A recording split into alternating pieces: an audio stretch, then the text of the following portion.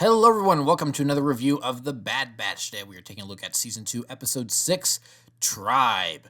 So, right off the bat, on schedule this week. But, Wookiees everywhere. Really cool to see some Wookiees. Last time we'd seen Wookiees in Clone Wars, I'm pretty sure it was Season 3 with the Chewbacca arc. I don't remember seeing them any other time. So, yeah, cool to see Wookiees back. Of course, and what's interesting about this episode, before we even get into the story or anything, is that at one point Wrecker does mention, it's like, been a while since we've been to Kashyyyk.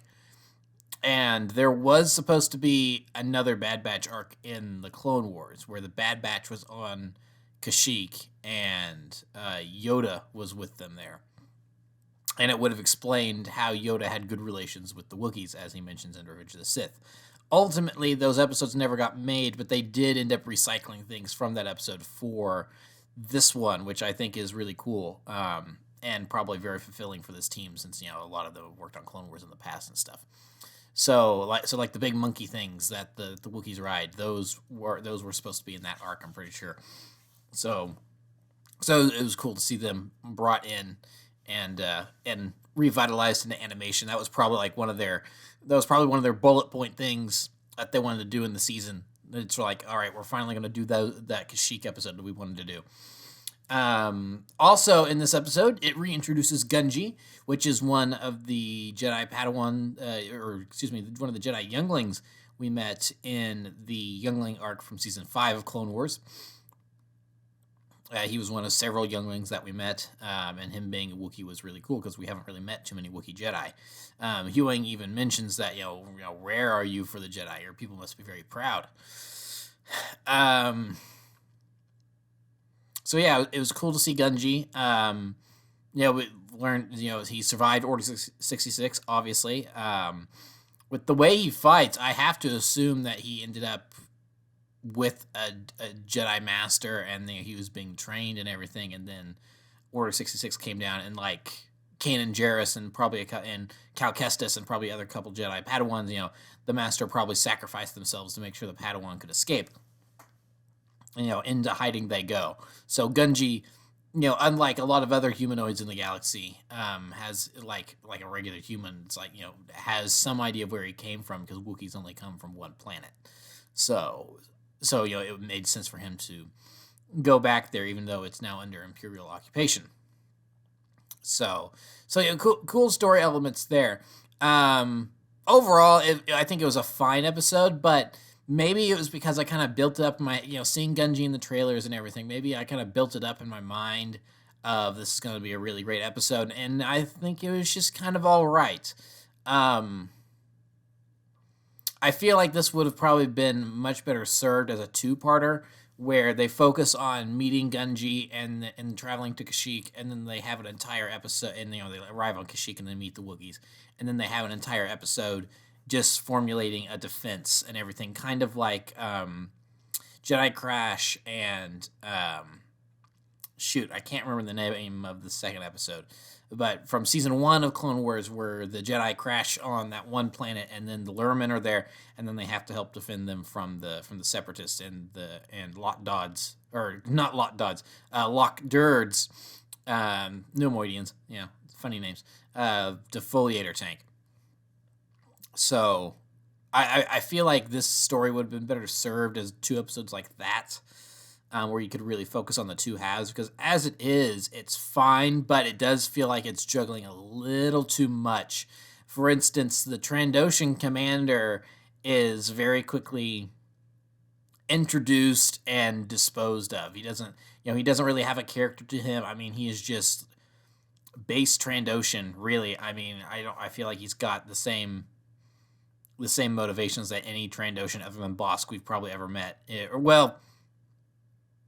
With the exception of Sid. I'll say that, because Sid definitely is her own fleshed out character, but she's also not a villain. All the other Trandoshan villains we've ever met, I feel like he's got pretty much the same. He wants to enslave Wookiees for their pelts or whatever. And even then, that's kind of a guess, because he's such a non-character in this episode that his showdown with Gungi at the end really feels not forced, but it feels half baked. The fact that he had a flamethrower was cool. That was a very different weapon for them to have. For any character to have, really, you don't see flamethrowers just all that often in Star Wars, so it's always fun when they pop up, especially being used as they're being used here in the jungle, which made sense. Very Vietnam of them. But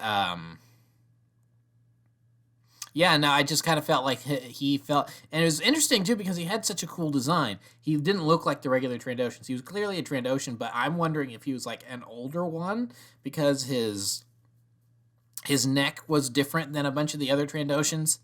It kind of, so he almost had more of a like Komodo dragon look about him with the way that the neck kind of almost sags a little bit, and so it's like, is he an older Trandoshan? Is he just a slightly different variant of Trandoshan?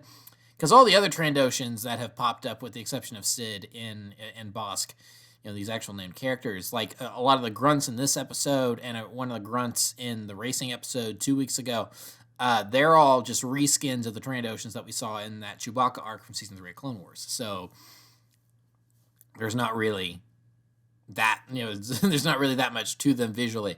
So when they introduce this commander guy and he looks a little different, it's very noticeable. It's like, oh wait, you look different than the others. And then they just didn't really do anything with him, I'm assuming they killed him off. They don't show his death on screen. It's one of those, he's carried off into the abyss and you don't see what happens to him, because then you can fill in the gruesome details on your own. So it doesn't technically completely mean he is dead.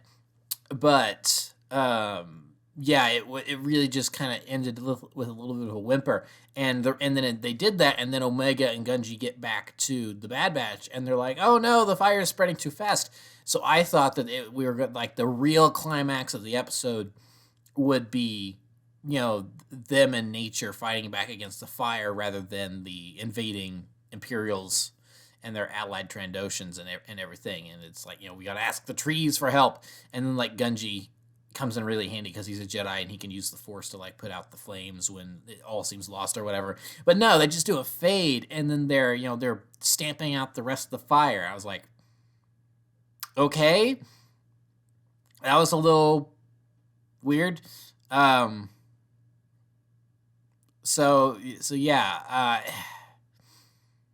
kind of a mix. I mean, the fights were cool. I wish we had more of the fights because I liked the Bad Batch and the Wookiees ambushing everyone. That was cool. Especially since it was at night, so there was a lot of really good visuals of like the flamethrower and then the laser blast flying through the air and everything. That was all done well. But yeah, I don't know. I didn't really, other than the fighting, there was a couple fun little moments there's a very quick blink and you'll miss it moment where Wrecker's standing on top of one of the captured AATs with another Wookiee, and they're both doing the Wookiee roar, which makes sense for the Wookiee, but Wrecker imitating it is really funny. Very in character for him. And then like Echo coming around on the Wookiee drink, whatever that was. And then yeah, I don't know. It just moved too fast. I feel like they tried to cram too much story in 20 minutes or however long it was. Let me see here. How long was it exactly? Because it goes by in a flash. Oh, it says here that it's 27 minutes, but because it's Disney Plus, they always put like 5 minutes of credits on there. So it probably was rounded out at like exactly 22 minutes or whatever, and then it's got those extra couple minutes of credits, or maybe it went over a little bit and it was 23 or 24 minutes. But I mean, still, that's not very long for the story they're trying to tell here. I mean, I just wanted more. It's like, who are these droids? What's their story at the very beginning? Can we get more of that? How's Sid gonna react when they totally blew a deal for her? That's not gonna make her happy, probably. Is that going to come back to bite them? Is there, is because there were still other droids on that station, so now they probably got the Bad Batch blacklisted or whatever. Probably Sid too. So it's like, are they going to try to invade Ord Mantell and take vengeance on Sid for what they did? Because it seems like their leader got. It seems like he got shot and destroyed.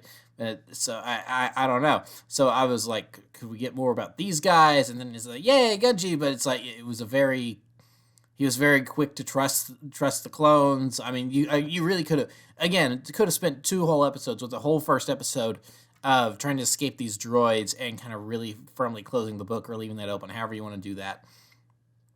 And him really coming to trust the clones. In the second episode on Kashyyyk, they're helping the Wookiees mount a defense, etc.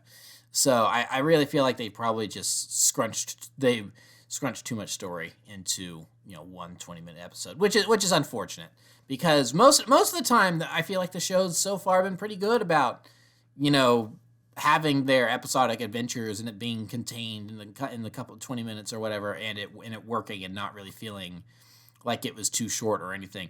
I guess kind of a nitpick from the racing episode from a couple weeks ago is that I found it odd that they only did 2 laps, unless I miscounted, because I feel like they only did 2 laps instead of 3 in that race, and usually 3's the typical, maybe the race is just different. So that was one of the things that I felt like maybe was a cut for timing thing. But yeah, other than this episode, they usually do pretty well with time constraints and telling a full story and everything. And I feel left wanting more a lot, but that's because I like the show and I'm ready for the next episode. And I can't binge it because it's being released week to week. And so, but that's different from this week where I was like, this really could have been expanded on. So yeah, I'm really kind of lukewarm on this episode. It had a lot of cool things going for it, but unfortunately, the execution wasn't completely there because it all felt very rushed. So yeah, that's unfortunate. But next week is going to be an actual number 2-parter, episodes 7 and 8, The Clone Conspiracy and Truth and Consequences. Boy, is that going to be a long episode title for for the review next week. So just judging by the titles alone, I feel like that's going to be pretty juicy. That's probably going to have something to do with Commander Cody and the Bad Batch or something. More stuff. I mean, the Clone Conspiracy, more stuff to probably do with, the inhibitor chips and everything. More fallout from that, which will be appreciated. I'll enjoy that because that's always fun to dig into. Yeah, I don't know. This episode just really didn't hit me the way I wanted it to, which is unfortunate. But it's I feel like that's one miss amongst a bunch of other. Yeah, these were good. Even the episodes that are kind of the lesser episodes, like the bug episode from season 1 or whatever, it's like, yeah, that's kind of whatever. But I feel like that's one of those episodes that is building towards a larger thing with Sid, because it gets directly called back to in the racing episode where Tech's like, it's like, you have a lot of, we've been in a lot of situations where your underhanded dealings have kind of not worked out for us, and we've had to get ourselves out of a pickle a time or two. So the bug episode definitely was one of those that was building up to that, and we're still building to something. So and it's like fun 20-minute adventure, whatever. But yeah, no, this one really could have used another episode or a longer episode to expand on, because that's the thing is, the first episode of the season was like an hour and a half long or something like that. So it's Disney Plus. They can go however long they want. They are not restricted by network time blocks like other shows would be, like Rebels was, or Resistance, or the first 6 seasons, or the first 5 seasons of Clone Wars, really.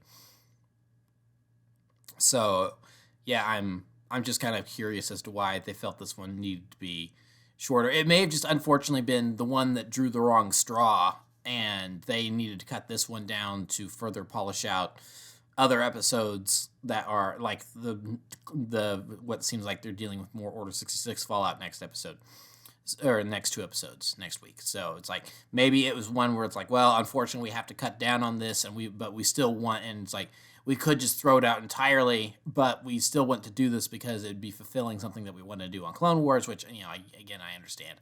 So yeah, I will be eager to see how things turn out next week after kind of a little bit of a meh week this week. But, still, of course, as always, looking forward to the next one. So thank you for watching. Remember to like, comment, subscribe. Remember to follow me on Twitter and Instagram. Those links are in the description below, and I'll see you guys next time. Thank you so much for watching, and goodbye.